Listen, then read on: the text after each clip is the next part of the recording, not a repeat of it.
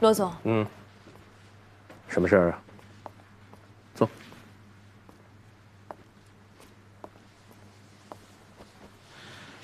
我问清楚了，这次齐衡直接把了吴书记一刀，还没等开会结束，就直接命令法院判了。这齐衡也是啊，连吴书记都不放在眼里啊，真是一朵官场的奇葩呀！这样不知好歹，恐怕下面有他好受的。我这吴叔叔啊，就是人太正了。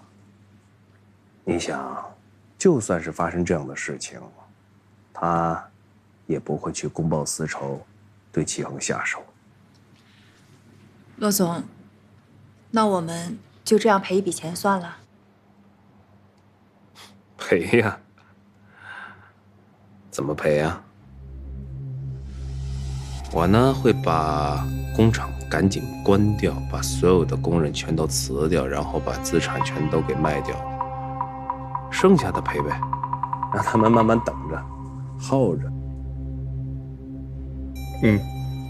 对了，郑铎安顿好了吗？给他找了个住处。齐衡啊，就不要再给我来添麻烦添堵了，要不然的话呢，我就会派郑铎去对付他。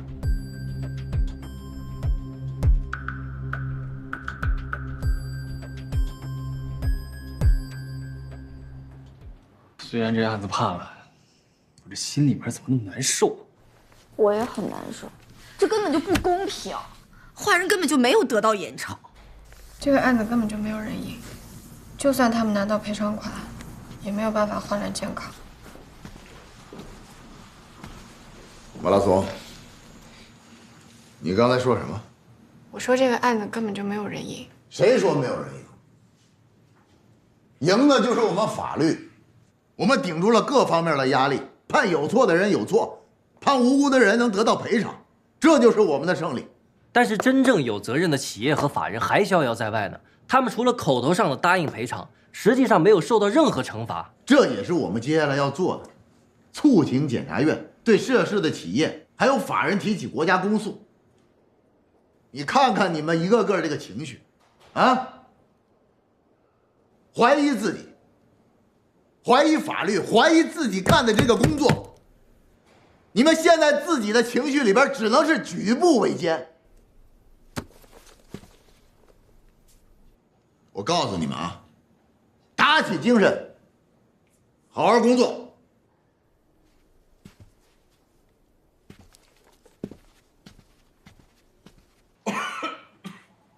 喝点水啊！啊！吴书记避而不见。我说，他这就是给你穿小鞋呀！也怪我那天开会的时候啊，不能撂下吴书记他们，就那么走了。你那是因为急着救人，你有一颗急人所急之心，不像有的人啊就会打官腔。可能越大的领导啊，他们考虑到方方面面的事情就越多。行，不聊这个了。啊，我问你，上边是不是想放过江云化工总厂了？这个检察院的刘检察长跟我说，现在江云化工厂呢已经被查封了，正在做这个资产的清算，股权呢比较复杂，需要梳理一下，看看谁是这个赔偿的主体和各自所承担的比例。这个厂长呢，水卫红现在是畏罪潜逃，需要把他抓捕以后呢才能起诉。行啊，玩太极了。我们现在能做的都做了，走一步看一步。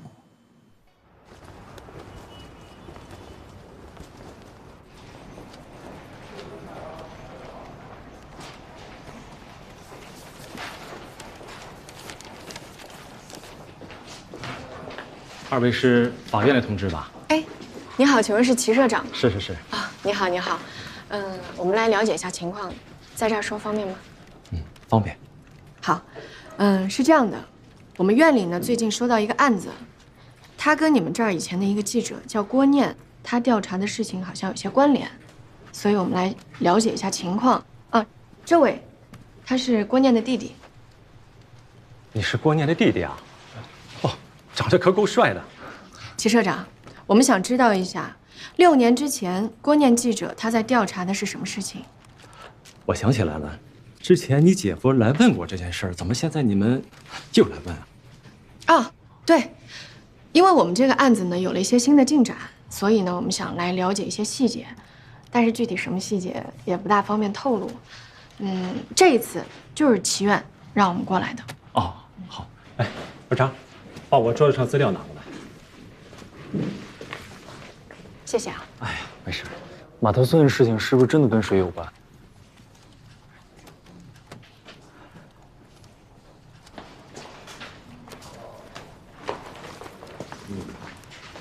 这是我们最近在整理胡白留下的资料里发现的这些文件，估计是一直锁在老社长的柜子里，被他翻出来的。里面的确有一些江云化工在码头村非法排污的事儿。我看了，证据都很模糊。不过6年前，你姐姐或许真的在调查这件事儿。胡白也在调查，果然。看来真的可能跟码头村还有江云化工厂有关系。你是怀疑你姐姐失踪跟江云化工排污有关？对，暂时还不知道。谢谢社长，您的这个资料非常有用。如果方便的话，能不能帮我们复印一份？哦，方便，张，谢谢。你去复印一下。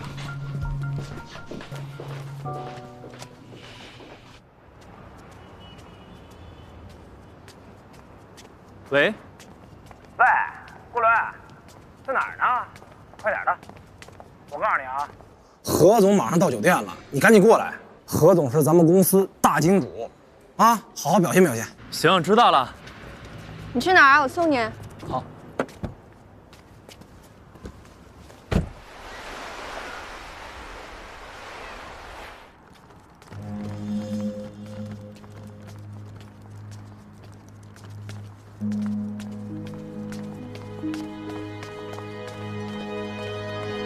看什么呢？不会这么巧吧？那不是江云化工厂的水厂长吗？你看清了吗？走，赶紧进去看一眼。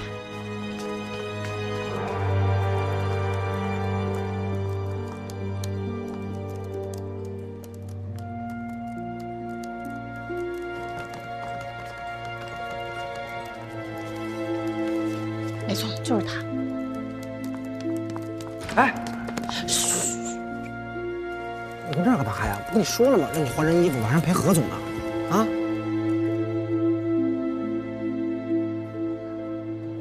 根据数据资料库显示，他用的是一张假身份证登记的，房间号。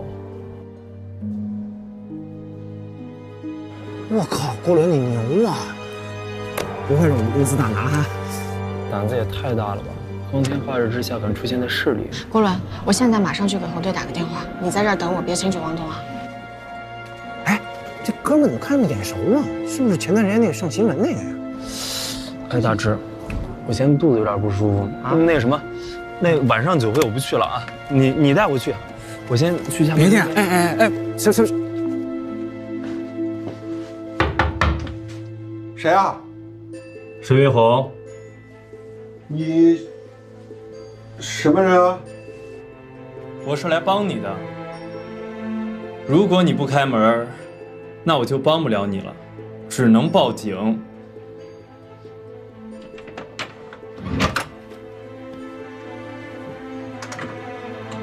你是什么人？你要干什么？哎，你干什么？你松手！你不去想想钱，我给你拿钱。我只想问你几个问题。我问你，你认不认识一个叫郭念的女记者？我不认识啊。到底说不说？你说的是那个女记者是吧？你好好想清楚，不然我真的报警了啊！我好像想起来了。确定？啊。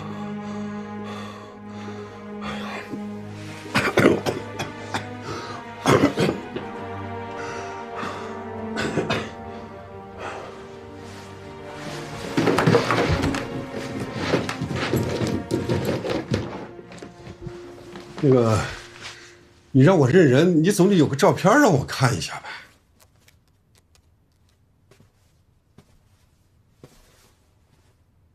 见过吗？你说的是这个人呐？你见过？我见过。那你说。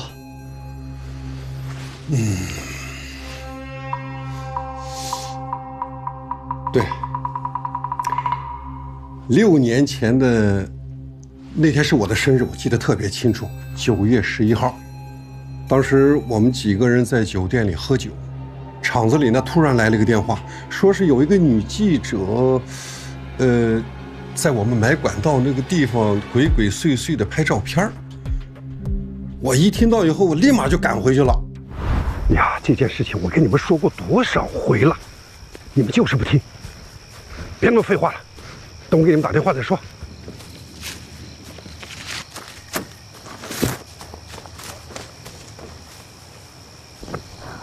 孙明说他们就在这儿挖的，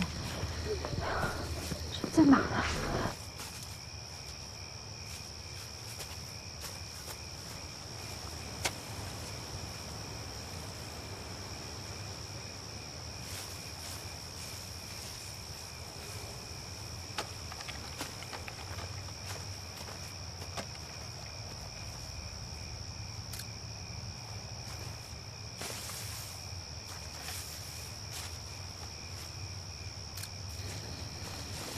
哎！你干嘛？你给我！你干什么？你还给我！你想干什么？什么人让你来的？你在这拍什么？我用着跟你报告吗？你什么人啊？我，你惹不起的人。我知道了，你是厂子里的人。我告诉你，我已经查清楚了，你们厂4亿排污，就是因为后面有人罩着，那个人就叫罗怀。你，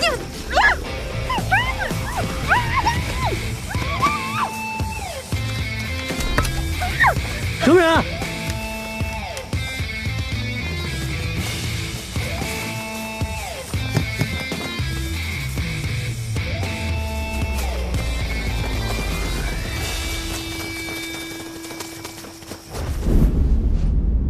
那个人啊，长得凶神恶煞的，我当时一害怕就跑了。那人是不是郑铎？郑铎我不认识啊。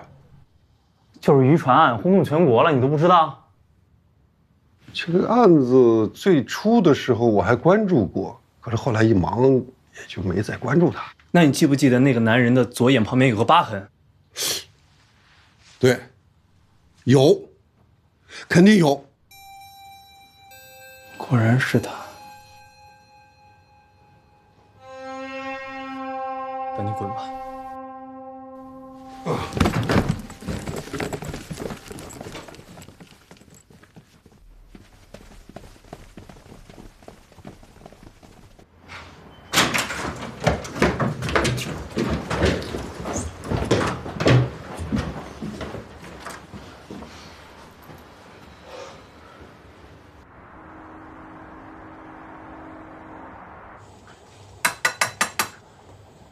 怎么了？你知道郑铎保外就医了吗？这么快？对了，以前我姐有没有跟你说过被什么人威胁过？没有。你怎么突然跟我说这个？我只是突然想起，郑铎的眼睛旁边也有个疤痕。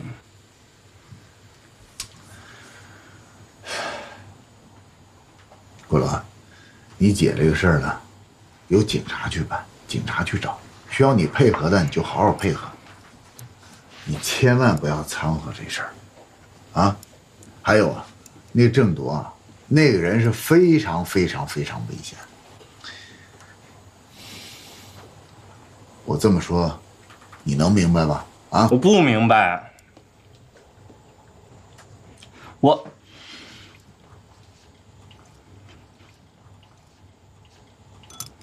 我答应你，我知道了，我吃饱了，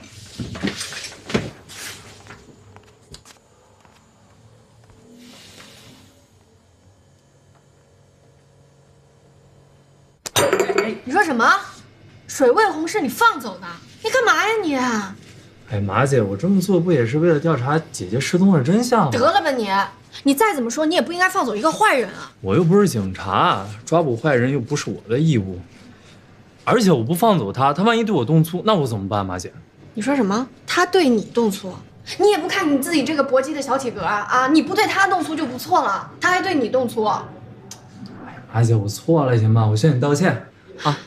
等这件事情过去之后，我去公安局自首。你先听我说完。我不听。郭伦，你是要意识到你自己的错误。我希望你日后将功补过，帮助警察一起把他的下落找到，知道吗？ Yes, madam.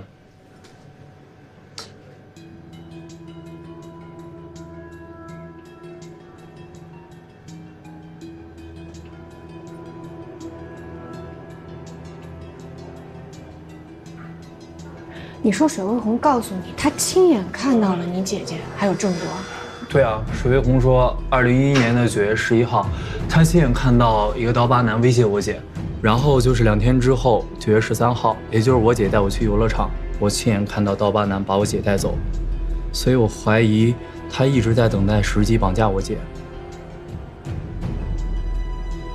那你怎么就可以确认这个事情跟江云化工厂还有他幕后的老板有关系呢？首先，我姐一直在调查江云化工厂的事情，这一点从她报社留下的资料可以证实。其次，水卫红还说他亲耳听到刀疤男威胁我姐，让我姐不要再去调查了，还把她照相机给摔了。最后，苏涵电脑的机密文件夹里有几年前我姐未发表过的文章，把这些所有的事情串联在一起，再加上这个刀疤男，我几乎可以肯定，就是郑铎。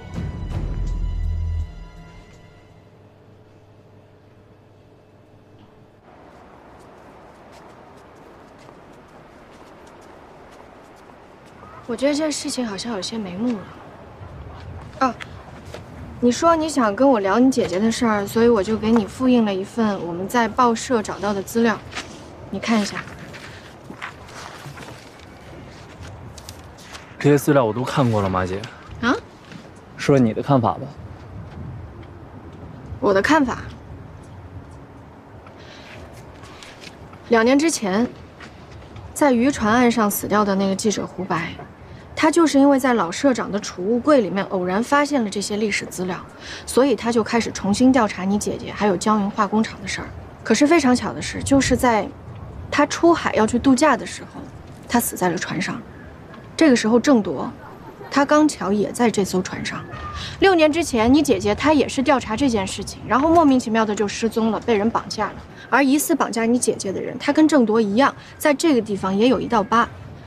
所以我怀疑这种种的巧合，它应该不是巧合这么简单。对，我怀疑郑铎一直在除掉调查江云底细的人。可是如果这么说的话，那你说钟黎明呢？钟黎明他不是也一直在调查这个事情，而且他还在给村民伸张正义，可是他也没有被杀害或者被绑架什么的。或许钟老师知道的还不够多，对他们造不成威胁。有道理。因为钟律师他并没有掌握到这个事情的核心秘密，那如果这么说的话，江云化工厂背后应该有个更大的利益集团吧？只有触及到他们背后的黑手，还有他们的黑幕的人，他们才会下杀手。马姐，你看，这是我姐写的一篇文章，她通过重重线索怀疑到江云化工厂的背后老板就是大公集团。那如果这么看的话，郑铎他应该就是在为大公集团服务。哎，那时候渔船案的律师我记得是陈树，你知不知道陈树他跟大公集团有什么关系啊？听说过，是他们的法律顾问。那如果这么说的话，就说得通了。就是因为郑铎他是大公集团的人，所以大公集团的法律顾问陈树，他才会出面为郑铎去进行辩护。马姐，哎，我这儿有一些照片。什么照片？你看，这是我请私人侦探拍的。哇塞，你可以啊，你还能请私人侦探了。哎，你说我们要不要拿这些线索去跟你姐夫商量商量？不行，绝对不能让他知道。为什么？他一直不让我掺和这事儿，而且咱们没有实质性的证据。如果让他知道了，肯定会阻拦我们，又会用他所谓的合乎规矩的方式层层上报，最后竹篮打水一场空。而且上次我在酒店把水卫工放走，他肯定不会轻饶我。那马姐，你看，这是郑铎出狱的照片，是苏涵接的他。苏涵表面上是大公集团的副总，实际上就是罗怀公的心腹。那看来你姐姐应该是掌握了他们的直接关系，所以6年之前，郑铎才会去把你姐姐给绑架了。然后最后胡白知道了这所有的事情，或许出于什么原因，让罗怀公感受到了威胁，罗怀公就派郑铎把胡白给杀了灭口。推理完成。不对，还有一点疑问。你说，如果胡白他仅仅是因为知道了他们绑架你姐姐的事实，他们不至于杀他灭口吧？除非你姐姐她……不可能，不会的。你姐姐她只是知道了江云化工厂和大公集团的关系，而且只是有可能知道，他们不至于下这个毒手的，不可能。你别听我瞎说啊！给。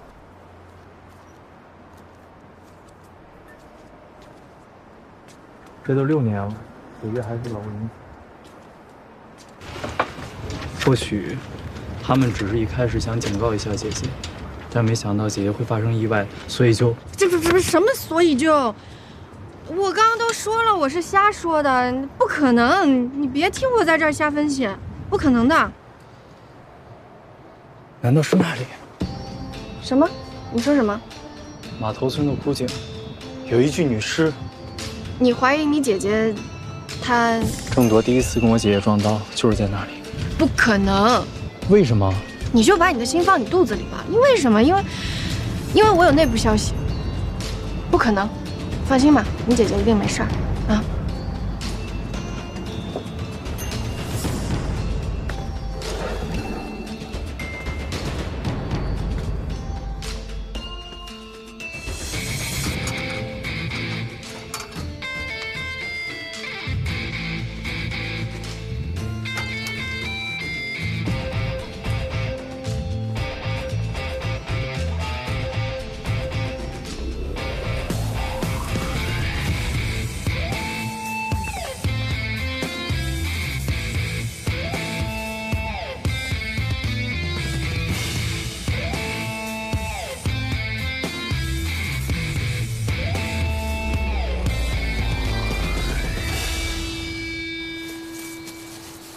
知道的就是这些。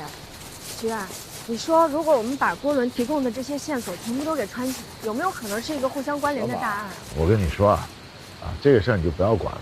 你也跟郭伦说，不要再查了。我知道，因为你怕我们危险嘛，是吗？是啊。可是现在局势已经越来越明了了，为什么不继续查？难道你不想找到郭念了吗？哎，快！哎，你什么人啊？你是中院的齐恒院长。是啊，你是？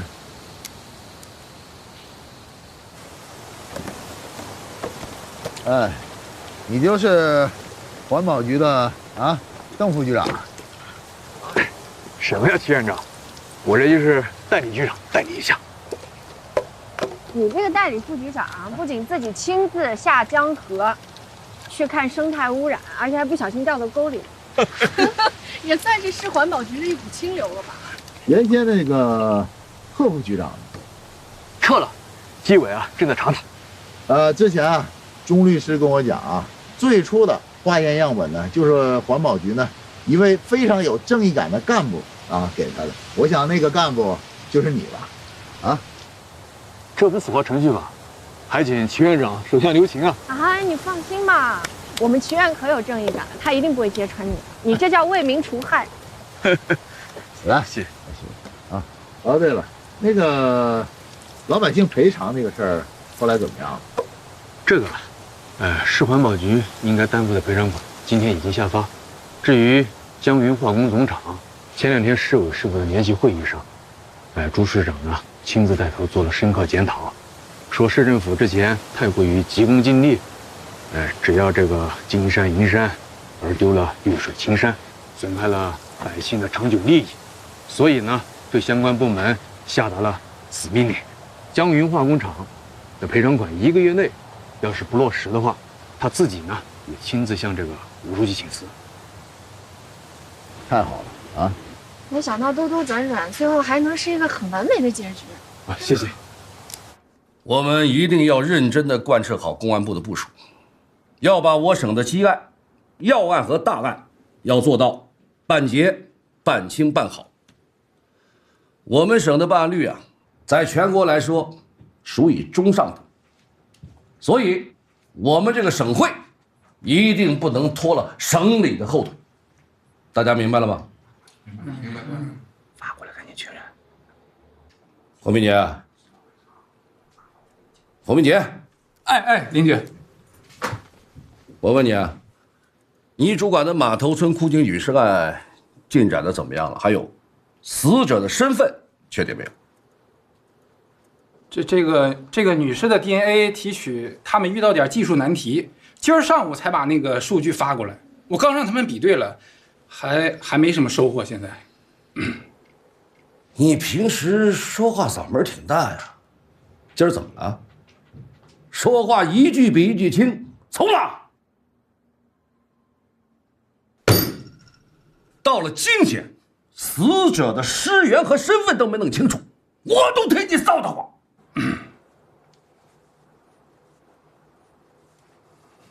报告林局，我保证。如果查不出死者是谁，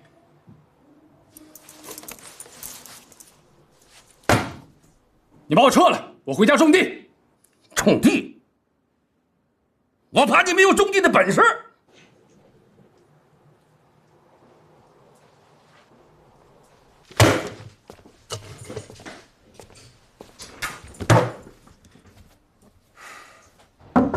谁？哟，这怎么了？这是吃火药了？说事儿，消消气儿啊，消消气儿。来，这里面有一封匿名信，还有一根头发。这信里说呀，让我们拿这根头发跟女尸的 DNA 对比一下。还有呢，这根头发是6年前失踪的一名女记者，叫郭念的。谁？郭念。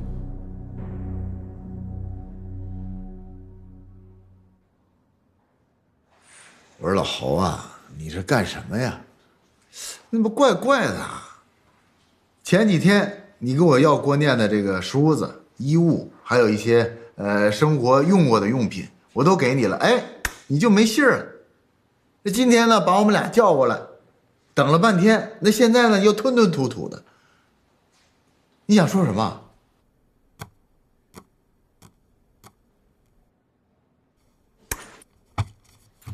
老齐，我就跟你说个事儿啊，我呢收到了一封匿名信，你说现在这些人是不是老寄什么匿名信？这个信呢，里边有根头发，指明让我们拿这根头发去跟码头村枯井里的女尸 DNA 做比对。你也知道，我最近就为了这个码头村枯井女尸的案子，被我们邻居这拎了好几回了，搞得我是焦头烂额。我们前前后后比对了好几个数据库，也没什么进展。哎呀，我就觉得这匿名信好歹也是个线索，我呢就派人去做了个比对，结果还真证明真的是同一个人的。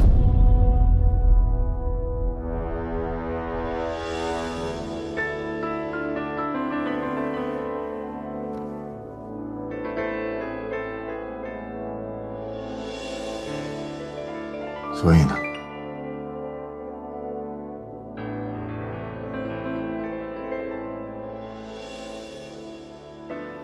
所以，我们就怀疑啊，这个码头村枯井的女尸可能是你老婆。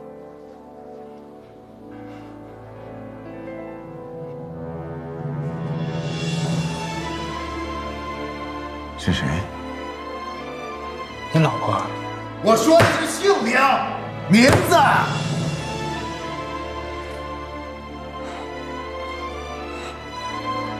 郭念呀。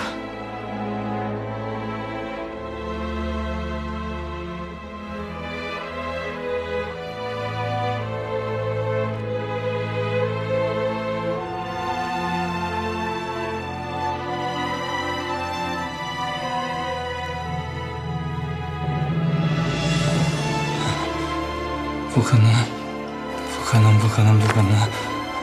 你们一定是搞错，你们一定是搞错的。我姐最关心我了，她不会抛弃我的。她之前还给齐恒寄了离婚信，不可能，不可能！你们一定是搞错，你们一定是搞错了！我不相信，你们一定是搞错了！小伦，他们一定是搞错了，对不对？姐夫，小伦，小伦，姐夫，他们一定搞错了，小伦，你听我说。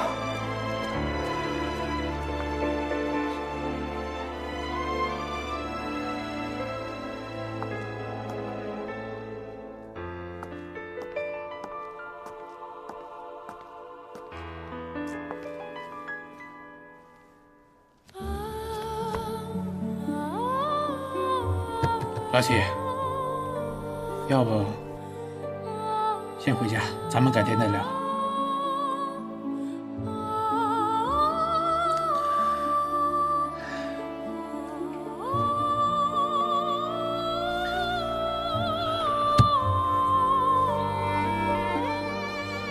老黄，你告诉我，你怎么能确定那封匿名信那里边的头发的就是郭念的？哎呀，当初收到这个匿名信的时候啊，里边说这个头发是郭念，那平白无故我也不相信呀。所以呢，我就回局里调了这个人口失踪档案。我这才发现，这郭念之前所留的一些信息、DNA 数据，全都不见了。没这些数据，那马头村枯井那些 DNA 也没办法比对。我这不才想起来让你把郭念之前用过的这些东西拿来，都一一做了提取鉴定，这都花了好几天，我也等得特别着急。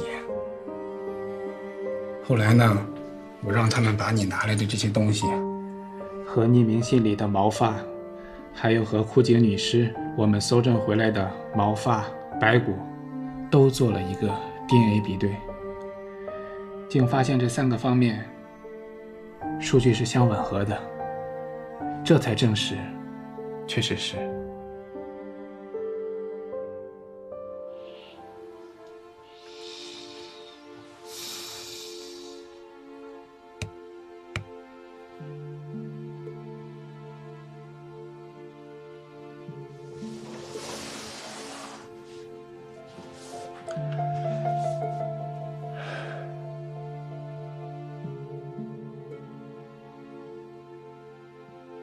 老何，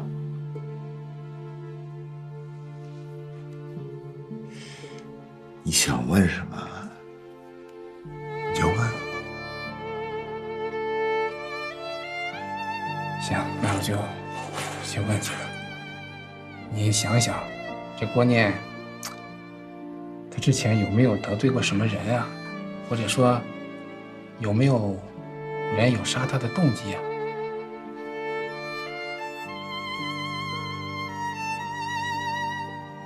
不知道。之前我见过他们的社长，跟我说他去调查一个码头村的一个什么污水的一个事件。至于他有没有什么仇人，有没有人想害他，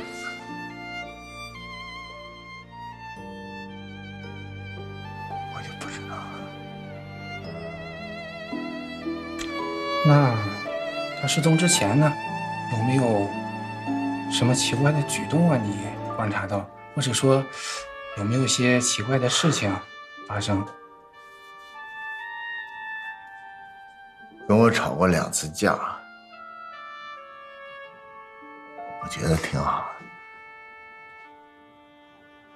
的。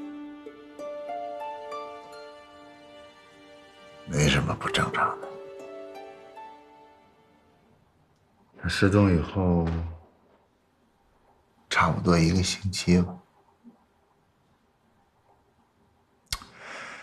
又给我寄了一封信。什么信？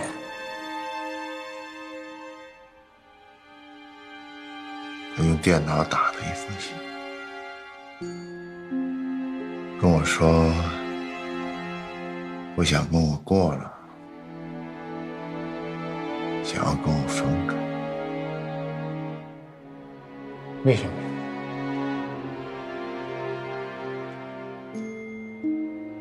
不知道，可能是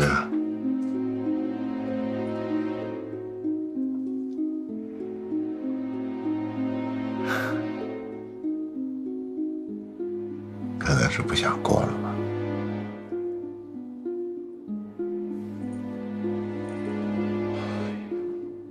那从这之后就再没消息了？没有了，就再也没有消息了。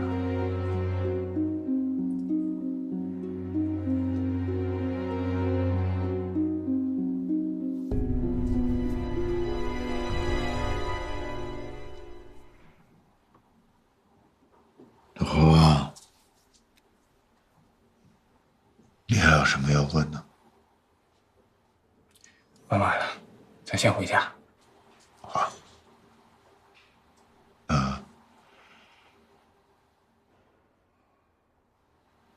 我就回去了。我就回去了。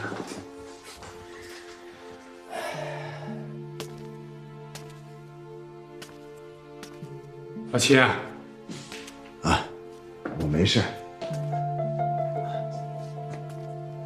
你放心，我没事，不用劝我。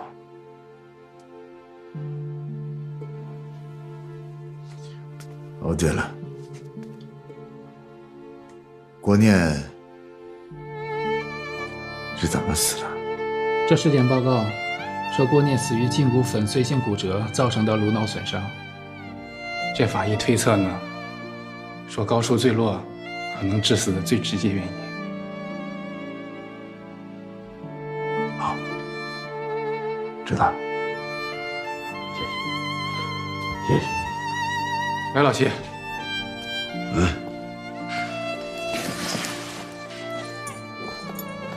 帮我拿来。忘了。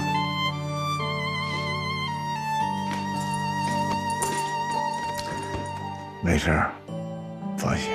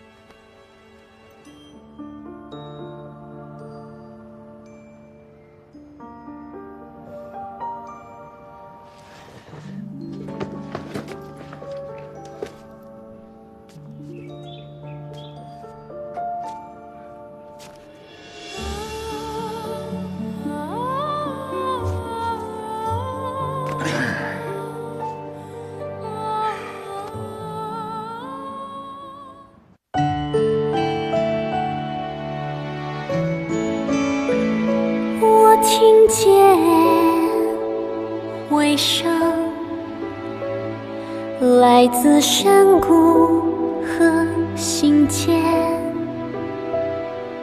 以寂寞的镰刀，收割空旷的灵魂，抚几段的诱饵，捕获缥缈的唯美。我相信自己，生如璀璨的夏日之花，不凋不败，摇曳如花。一路走来，一路盛开。